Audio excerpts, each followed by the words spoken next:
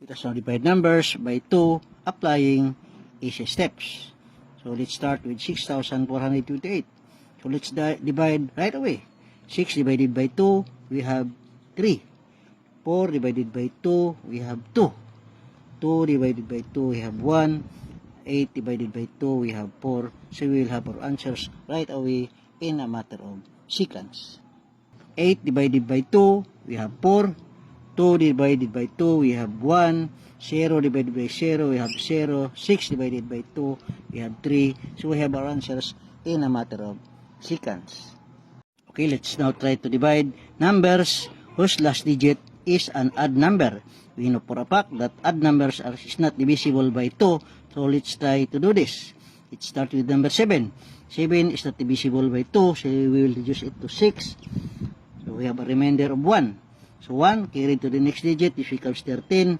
13 cannot be divided, so we will make it to 12. So we have a remainder 1. 1 will be carried to the next digit, so we have 1, and we have 6. 16 is divisible.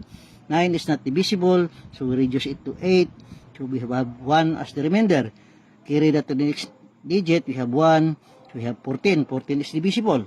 5 is not divisible, so we reduce it to 4. So we have remainder 1.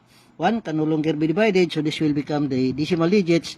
So we have 1, then we add 0, so that it will now be divisible by 2. So we start dividing. We have 6 divided by 2, we have 3. 12 divided by 2, we have 6. 16 divided by 2, we have 8. 8 divided by 2, we have 4. 14 divided by 2, we have 7. 4 divided by 2, we have 2.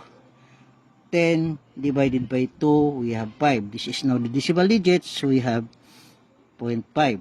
So our answer is 368,472.5 in a matter of seconds.